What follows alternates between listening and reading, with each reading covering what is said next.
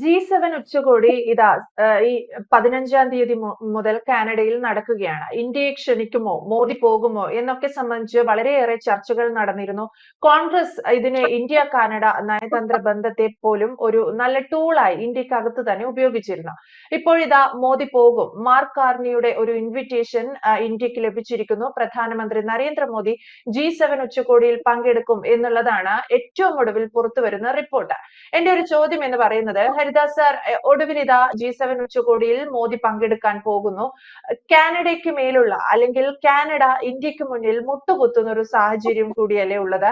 ഒപ്പം മോദി ഇതാ തലയുയർത്തി കാനഡയിലേക്ക് പോകുന്നു എന്ന് കൂടി നമുക്ക് വിശേഷിപ്പിക്കാൻ സാധിക്കില്ലേ? തീർച്ചയായും അഭിമാനത്തോടുകൂടി തല ഉയർത്തി തന്നെയാണ് നരേന്ദ്രമോദി ഇത്തവണ G7 സമ്മിറ്റിന് കാനഡയിൽ എത്താൻ പോകുന്നത്. അനവധി കാരണങ്ങളുണ്ട് അതിന്. അതിൽ ഏറ്റവും പ്രധാനം, കഴിഞ്ഞ കുറെ നാളുകളായിട്ട് ഇന്ത്യ കാനഡ ബന്ധം വളരെ മോശമായിരുന്നു. അത് സാധാരണ നിലയിലേക്കായി എന്ന് മാത്രമല്ല, ഇന്ത്യക്കെതിരായിട്ട് യുദ്ധപ്രഖ്യാപനം നടത്തിയ കനേഡിയൻ പ്രധാനമന്ത്രി ജസ്റ്റിൻ ട്രൂഡോ പുറത്താവുകയും ചെയ്തിരിക്കുന്നു. അപ്പോ ജസ്റ്റിൻ ട്രൂഡോ ഇല്ലാത്ത കാനഡയിലേക്ക്, മാർക്ക് കാർണിയുടെ നേതൃത്വത്തിലുള്ള കാനഡയിലേക്ക് നരേന്ദ്രമോദി വലതുകാൽ വെച്ച് ചെല്ലുന്നത് തീർച്ചയായിട്ടും ഇന്ത്യക്ക് മാത്രമല്ല, അത് ആഗ്രഹിച്ചിരുന്നു കാനഡ എന്നതും കൂടി നമ്മൾ സ്മരിക്കേണ്ടതുണ്ട്.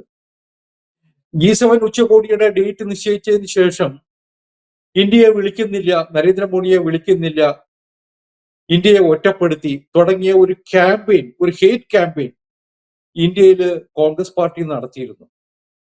ഒരു നാണം കെട്ട ക്യാമ്പയിനാ. ഇന്ത്യയുടെ പ്രധാനമന്ത്രിയെ വിളിക്കുക എന്ന് പറഞ്ഞാൽ ഇന്ത്യ മഹാരാജ്യത്തെ ക്ഷണിക്കുക എന്നതാണ് എന്നുള്ള വസ്തുത പോലും മറന്നുകൊണ്ട് ഇത്തരം ഒരു നയതന്ത്ര വിഷയത്തിൽ പോലും നികൃഷ്ടമായ രാഷ്ട്രീയം കളിക്കാൻ കോൺഗ്രസ്സുകാർ തയ്യാറാവുന്നതാണ് കണ്ടത്. പക്ഷെ അതിനിടയ്ക്ക് കാനഡയുടെ വിദേശകാര്യമന്ത്രി ഇന്ത്യയുടെ വിദേശകാര്യമന്ത്രി ഡോക്ടർ ജയശങ്കറുമായിട്ട് സംസാരിച്ചു. നരേന്ദ്രമോദി വരാൻ തയ്യാറാകുമോ എന്ന് അന്വേഷിക്കാൻ വേണ്ടിയിട്ടായിരുന്നു ആ ഒരു സംഭാഷണം എന്നത് നമ്മൾ തിരിച്ചറിഞ്ഞിട്ടുണ്ട്. പിന്നീട് ഔദ്യോഗികമായിട്ട് കനേഡിയൻ ഗവൺമെന്റ് G7 ഉച്ചകോടിയിലേക്ക് നരേന്ദ്രമോദിയെ ക്ഷണിക്കുന്നു. നമ്മളിവിടെ ഓർക്കേണ്ടത്, ഇന്ത്യ കാനഡ ബന്ധം മോശമായത് ഇന്ത്യയുടെ കുഴപ്പം കൊണ്ടായിരുന്നില്ല. ഒരു കോമൺവെൽത്ത് രാജ്യമാണ് കാനഡ. കോമൺവെൽത്ത് പ്ലാറ്റ്ഫോമിൽ മാത്രമല്ല, അതിനപ്പുറവും ഇന്ത്യയും കാനഡയും തമ്മിലുള്ള ബന്ധത്തിന് ഒരു ആഴമുണ്ട്, സൗഹൃദമുണ്ട്. എത്രയോ പേര് ഇന്ത്യക്കാർ ഇന്ന് കാനഡയിൽ ജോലിക്ക് ചെയ്യുന്നു. കാനഡയുടെ എക്കണോമി വിലയിരുത്തിയാൽ അതിൽ ഇന്ത്യക്കാരുടെ സംഭാവന വളരെ നിർണായകമാണ് എന്ന് തിരിച്ചറിയാൻ ആർക്കും പ്രയാസം ഉണ്ടാവില്ല. ഏതാണ്ട് 4 ലക്ഷം വിദ്യാർത്ഥികളെങ്കിലും കാനഡയിൽ പഠിക്കുന്നു, ഇന്ത്യൻ വിദ്യാർത്ഥികളെങ്കിലും കാനഡയിൽ പഠിക്കുന്നു എന്നതാണ് ഏകദേശ കണക്ക്. അത് കാനഡയിലുള്ള വിദേശ വിദ്യാർത്ഥികളുടെ 50% വരും. അപ്പൊ അങ്ങനെയുള്ള ഒരു അടുപ്പമുള്ള രാജ്യങ്ങൾ തമ്മിൽ അകലാനുള്ള സാഹചര്യം ഉണ്ടായത് ഒരു ഖാലിസ്ഥാൻ പ്രശ്നമാണ്. ഒരു ആഗോള ഖാലിസ്ഥാൻ ഭീകരൻ എന്ന് അറിയപ്പെട്ടിരുന്ന നിജ്ജാർ, അയാൾ കാനഡയിൽ കൊല്ലപ്പെടുന്നു. അതിനുശേഷം അന്നത്തെ കനേഡിയൻ പ്രധാനമന്ത്രി അടക്കമുള്ളവര് ഇന്ത്യക്കെതിരായിട്ട് ഗുരുതരമായ ആരോപണം ഉന്നയിക്കുന്നു. ഇന്ത്യയാണ് ആ കൊലപാതകത്തിന് പിന്നില്. അതിന്റെ പിന്നിൽ നരേന്ദ്രമോദിയെയും ആഭ്യന്തരമന്ത്രി അമിത്ഷായെയും നമ്മുടെ സുരക്ഷാ ഉപദേഷ്ടാവ് അജിത് ഡോവലിനെയും വിദേശകാര്യമന്ത്രി ജയശങ്കറിനെയും ഒക്കെ പ്രതിക്കൂട്ടിലാക്കാനുള്ള ഒരു ശ്രമം നടത്തി. അതിന് ചില തെളിവുകളുണ്ട് എന്നുള്ള വാദവും അവർ ഉന്നയിച്ചു. അവിടെ കൊല്ലപ്പെട്ടത് ഖാലിസ്ഥാൻവാദികളാണ്. ഖാലിസ്ഥാൻ ഒരു ഭീകര പ്രസ്ഥാനമാണ്. ഇന്ദിരാഗാന്ധിയെ കൊന്ന സംഘ ഭീകര പ്രസ്ഥാനത്തിന്റെ ഭാഗമാണ് അവര്. എന്നിട്ട് പോലും ആ മൂവ്മെന്റിനെ, അത്തരത്തിലുള്ള നീക്കങ്ങളെ, കാനേഡിയൻ നീക്കങ്ങളെ ഒക്കെ പിന്തുണയ്ക്കാൻ ഇന്ത്യയിൽ നിന്നുകൊണ്ട് കോൺഗ്രസുകാർ തയ്യാറാവുന്നതാണ് കണ്ടത്. അതിനുശേഷം ആ പരസ്യ പ്രസ്താവന, കാനേഡിയൻ പ്രധാനമന്ത്രി ട്രൂഡോവിന്റെ പരസ്യ പ്രസ്താവനയ്ക്ക് ശേഷം രണ്ട് രാജ്യങ്ങൾ തമ്മിലുള്ള നയതന്ത്ര ബന്ധം ഏറെക്കുറെ നിലയിലായിരുന്നു. ഇന്ത്യ കാനേഡിയൻ ഹൈക്കമ്മീഷണറെ പിൻവലിച്ചു. ഇന്ത്യയിൽ നിന്ന് കാനഡയുടെ ഹൈക്കമ്മീഷണർ തിരിച്ചുപോയി. അപ്പോ തലവനില്ലാത്ത ഹൈക്കമ്മീഷനുമായിട്ടാണ് കഴിഞ്ഞ കുറെ മാസങ്ങളായിട്ട് രണ്ട് എംബസികളും അല്ലെങ്കിൽ രണ്ട് ഹൈക്കമ്മീഷനുകളും പ്രവർത്തിച്ചിരുന്നത്. അതിനിടയ്ക്കാണ് കാനഡയിൽ പൊതു തെരഞ്ഞെടുപ്പ് വരുന്നത്. നമ്മളിവിടെ ഓർക്കേണ്ട മറ്റൊരു കാര്യം, ഈ ട്രൂഡോന്റെ ഗവൺമെന്റ് നിലനിന്നിരുന്നത് NDP എന്ന് പറയുന്ന ഒരു കക്ഷിയുടെ പിന്തുണയോട് കൂടിയിട്ടാണ്. സിഖുകാർക്ക് പ്രാധാന്യമുള്ള രാഷ്ട്രീയ പ്രസ്ഥാനമാണ് കാനഡയിലെ. അവരുടെ പിന്തുണയോട് കൂടിയിട്ടാണ് ട്രൂഡോ നിലനിന്നിരുന്നത്. അപ്പോ NDP എന്ന് പറയുന്ന ഖാലിസ്ഥാൻ വാദികളുടെ പാർട്ടിക്ക് ട്രൂഡോ ഗവൺമെന്റിൽ സമ്മർദ്ദം ചെലുത്താൻ കഴിഞ്ഞിരുന്നു പലപ്പോഴും. ലോകത്തിന്റെ പല ഭാഗങ്ങളിലും ഖാലിസ്ഥാനെതിരായിട്ടുള്ള ശക്തമായ നിലപാടുകൾ മോഡി ഗവൺമെന്റ് സ്വീകരിച്ചപ്പോ കാനഡയിലെ ഖാലിസ്ഥാൻ വാദികൾക്ക് ക്ഷമ നഷ്ടപ്പെട്ടു, ഭയാശങ്കകൾ ഉണ്ടായി. അങ്ങനെയാണ് നിജാർ വധത്തെ അവര് ഇന്ത്യ ഗവൺമെന്റുമായിട്ട് കൂട്ടിക്കുഴയ്ക്കാനുള്ള ആസൂത്രിത നീക്കം നടത്തിയത്. അതിന് കനേഡിയൻ പ്രധാനമന്ത്രിയെ പോലുള്ള ഒരാൾ കൂട്ടുനിന്നു എന്ന് വന്നപ്പോ ഇന്ത്യക്ക് തുറന്നടിച്ചേ മതിയാവൂ എന്നുള്ള അവസ്ഥയായി. അങ്ങനെയാണ് നയതന്ത്ര ബന്ധം മോശമായത്. പിന്നീട് തെരഞ്ഞെടുപ്പിന് മാസങ്ങൾ ബാക്കി നിൽക്കെ ട്രൂഡോ രാജിവെച്ചു, കാനഡ പൊതു തെരഞ്ഞെടുപ്പിലേക്ക് പോയി. കാനഡയുടെ തന്നെ ട്രൂഡോവിന്റെ തന്നെ പാർട്ടി, ലിബറൽ പാർട്ടി, ട്രൂഡോനെ ഉപേക്ഷിച്ചിട്ട് മാർക്ക് കാർണിയെ നേതാവായിട്ട് തെരഞ്ഞെടുത്തു. അദ്ദേഹത്തിന്റെ നേതൃത്വത്തിലാണ് ലിബറൽ പാർട്ടി തെരഞ്ഞെടുപ്പിന് പോയത്. ഇവിടെ മാർക്ക് കാർണിയെ കൂടി നമ്മൾ വിലയിരുത്തേണ്ടതുണ്ടെന്ന് എനിക്ക് തോന്നുന്നു. അദ്ദേഹം ഒരു രാഷ്ട്രീയക്കാരനല്ല. അദ്ദേഹം ബാങ്ക് ഓഫ് കാനഡയുടെ, നമ്മുടെ റിസർവ് ബാങ്കിനെ പോലുള്ള ബാങ്ക് ഓഫ് കാനഡയുടെ മേധാവിയാണ്, ഡയറക്ടറായിരുന്നു, ഗവർണറായിരുന്നു 2008 മുതൽ 2013 വരെ. അതിനുശേഷം അദ്ദേഹം ബാങ്ക് ഓഫ് ഇംഗ്ലണ്ടിന്റെ തലവനായി 2013 മുതൽ 20 വരെ. അപ്പോൾ സമ്പദ്ഘടനയില്, എക്കണോമിയില്, സാമ്പത്തിക ശാസ്ത്രത്തില് ഒക്കെ നല്ല ധാരണയുള്ള ഒരാള് കാനഡയുടെ തലപ്പത്ത് വരണമെന്ന് കനേഡിയൻസ് ചിന്തിച്ചു. അതിനൊരു കാരണം കൂടിയുണ്ട്. യഥാർത്ഥത്തിൽ കാനഡ വലിയൊരു സാമ്പത്തിക പ്രതിസന്ധിയിലായിരുന്നു. കടം കൊണ്ട് നിക്കക്കളിയില്ലാത്ത അവസ്ഥ, വിദേശ കടം. അമേരിക്ക നമ്മൾ ഓർക്കേണ്ടതുണ്ട്, ട്രംപിന്റെ രണ്ടാം സർക്കാർ വന്നതിന് ശേഷം തങ്ങൾക്ക് കിട്ടാനുള്ള പണം മുഴുവൻ ഉടനെ തരണം എന്നുള്ളൊരു നിലപാട് ട്രംപ് സ്വീകരിച്ചത് ഓർക്കണം. കാനഡയ്ക്ക് കൊടുക്കാൻ പറ്റില്ല എന്നുള്ള അവസ്ഥ വന്നപ്പോൾ ട്രംപ് മുന്നോട്ട് വെച്ച നിർദ്ദേശം എന്താ? അങ്ങനെയാണെങ്കിൽ കാനഡ ഒരു കാര്യം ചെയ്യട്ടെ, അമേരിക്കയുടെ ഒരു സംസ്ഥാനമായി മാറട്ടെ. അത്തരത്തിലുള്ള ഒരു വലിയ അധിക്ഷേപം പോലും കനേഡിയൻസിന് കേൾക്കേണ്ടി വന്നു. അപ്പോ സാമ്പത്തിക സ്ഥിതി എത്രമാത്രം ഭയാനകമാണ് എന്നതല്ലേ അത് ചൂണ്ടിക്കാണിക്കുന്നത്. ഇവിടെ നമ്മൾ കാണേണ്ട മറ്റൊരു കാര്യം, ഇതിപ്പോ G7 നമുക്കൊക്കെ അറിയാം, പ്രധാനപ്പെട്ട കുറെ രാജ്യങ്ങൾ അതിലുണ്ട്. പക്ഷെ G7ന്റെ GDPയും ഇന്ത്യ ഉൾപ്പെട്ടിട്ടുള്ള ബ്രിക്സിന്റെ GDPയും നോക്കിയാൽ ബ്രിക്സ് ഇന്ന് തല ഉയർത്തി നിൽക്കുന്നതാണ് കാണുന്നത്. ലോക GDPയില് G7 ഏതാണ്ട് 30% ലോക GDPയുടെ 30% G7 ഇന്ന് സ്വന്തമാക്കി വച്ചിരിക്കുന്നത്. പക്ഷെ ബ്രിക്സ് രാജ്യങ്ങളാകട്ടെ 35% മുകളിലാണ്. ബ്രിക്സ് തുടങ്ങിയത് ഒരു ഇന്ത്യൻ ഇനിഷ്യേറ്റീവിലാണ്. അതിൽ ബ്രസീലുണ്ട്, റഷ്യയുണ്ട്, ഇന്ത്യയുണ്ട്, ചൈനയുണ്ട്, സൗത്ത് ആഫ്രിക്കയുണ്ട്. ഈ 5 രാജ്യങ്ങളായിരുന്നു. കഴിഞ്ഞ ബ്രിക്സ് ഉച്ചകോടിയിൽ വെച്ചിട്ട് 4 രാജ്യങ്ങളെ കൂടി അതിന്റെ ഭാഗമാക്കി. Egypt, UAE, Iran, Ethiopia. വേണമെങ്കിൽ 4 മുസ്ലിം ആധിപത്യമുള്ള രാജ്യങ്ങൾ എന്ന് വേണമെങ്കിൽ പറയാം.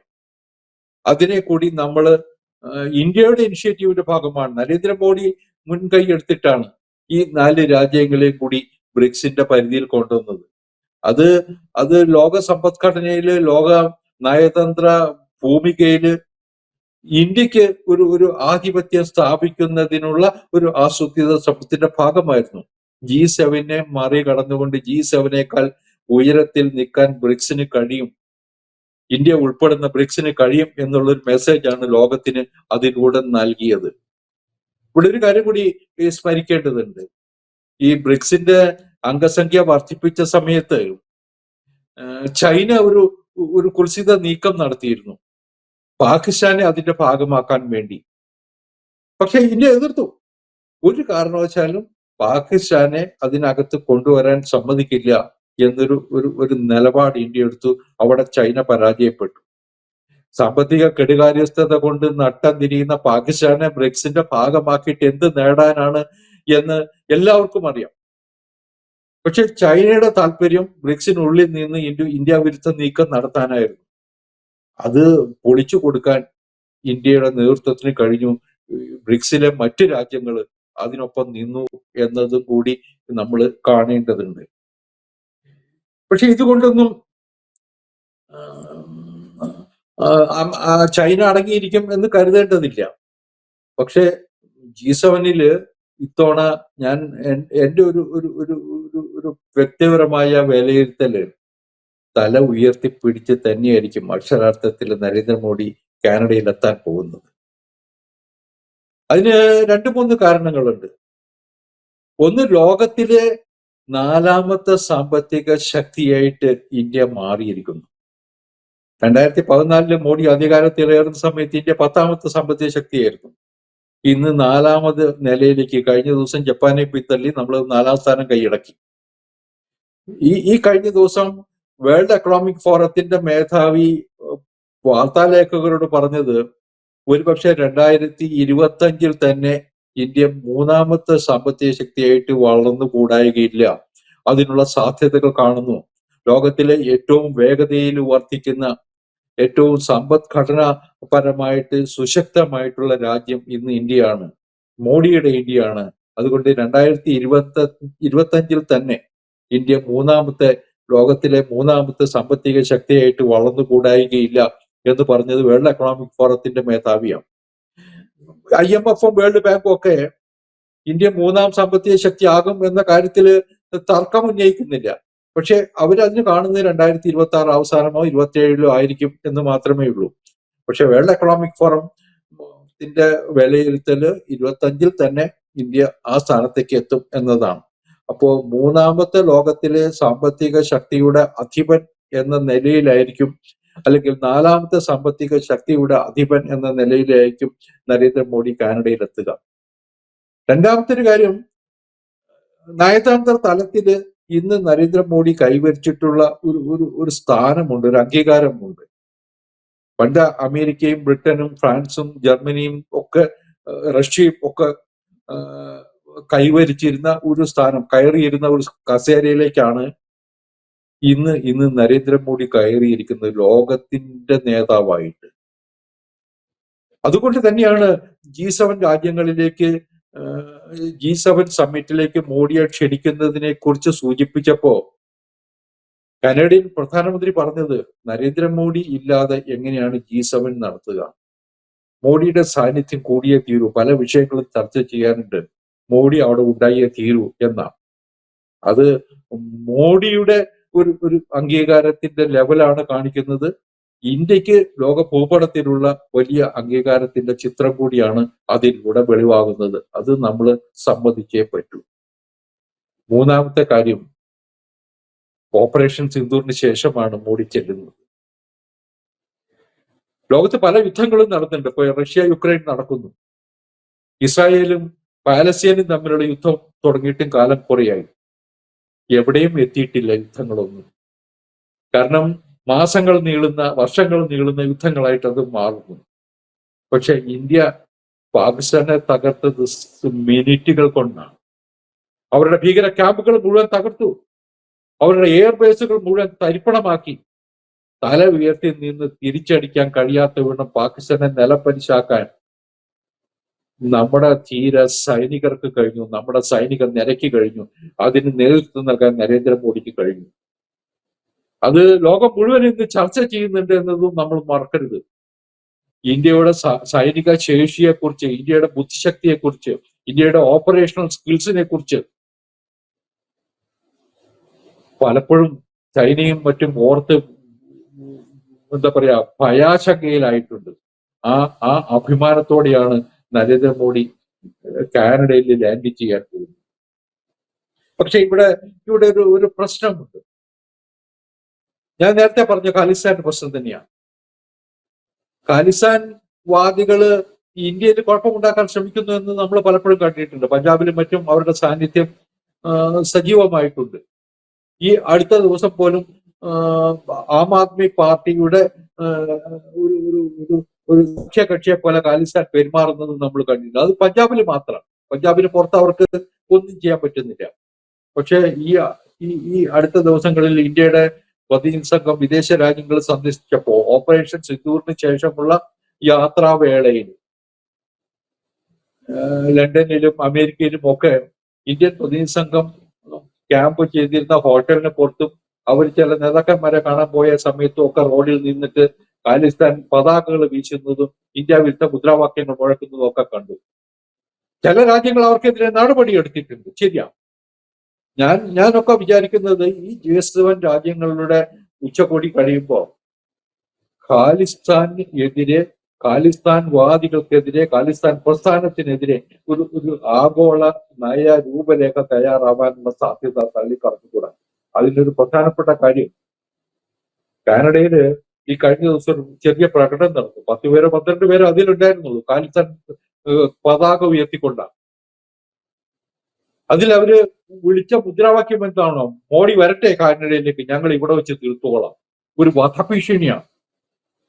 മോഡിക്കെതിരായിട്ട് ഒരു വധഭീഷണി കാനഡയിൽ നിന്ന് ഉയർന്നു. അത് തീർച്ചയായിട്ടും കനേഡിയൻ ഗവൺമെന്റ് ഗൗരവത്തിലെടുത്തിട്ടുണ്ടാവും. G7 രാജ്യങ്ങൾക്ക് അത് സീരിയസ് ആയിട്ട് കാണേണ്ടി വരും. അതിന്റെ ഒക്കെ പ്രതിഫലനം ഈ G7 സമ്മിറ്റിൽ ഉണ്ടാകും എന്ന് വേണം കരുതാൻ. അതുകൊണ്ട് തീർച്ചയായിട്ടും G7 സമ്മിറ്റ് G7 മാത്രമല്ല, നരേന്ദ്രമോദിക്കും ഇന്ത്യക്കും ഒരു പുതിയ മുഖമായിരിക്കും നൽകുക, ഒരു അഭിമാന മുഹൂർത്തമായിരിക്കും നൽകുക, ഒരു സംശയമില്ല. തീർച്ചയായും കാനഡയിലേക്കുള്ള G7-ലേക്കുള്ള ക്ഷണം എന്ന് പറയുന്നത് ഇന്ത്യൻ പ്രധാനമന്ത്രി നരേന്ദ്രമോദിക്കും നമ്മുടെ രാജ്യത്തിനുമൊക്കെ അതൊരു വലിയ അഭിമാന നിമിഷം കൂടെയാണ്. കാരണം ജസ്റ്റിൻ ട്രൂഡോയുടെ ഇന്ത്യ വിരുദ്ധതയ്ക്ക് ശേഷം മാർക്ക് കാർണി ഇന്ത്യയെ ക്ഷണിച്ചിരിക്കുന്നു, അല്ലെങ്കിൽ നരേന്ദ്രമോദിയെ ക്ഷണിച്ചിരിക്കുന്നു എന്നതാണ് ശ്രദ്ധേയം. എന്തായാലും ഓപ്പറേഷൻ സിന്ദൂറിന് ശേഷം ഒരു ലോകരാജ്യത്തെ ഇന്ത്യൻ പ്രധാനമന്ത്രി നരേന്ദ്രമോദി അഡ്രസ് ചെയ്യാൻ പോകുന്നു എന്നതും G7 ഉച്ചകോടിയുടെ ഒരു സവിശേഷതയാണ്. അത്തരത്തിൽ അഭിമാനത്തോടെ നമ്മുടെ പ്രധാനമന്ത്രിക്ക് തലയുയർത്തി കാനഡയിലേക്ക് ഒരു സന്ദർശനം നടത്താൻ സാധിക്കും. G7 ഉച്ചകോടിയിൽ പങ്കെടുക്കാനും സാധിക്കും. വ്യക്തമാണ്. Thank you Haridas. കൂടുതൽ വാർത്തകളും വിശേഷങ്ങളും നിങ്ങളിലേക്ക് എത്താൻ ABC മലയാളം സബ്സ്ക്രൈബ് ചെയ്യുക, ബെൽ ബട്ടണും അമർത്തുക.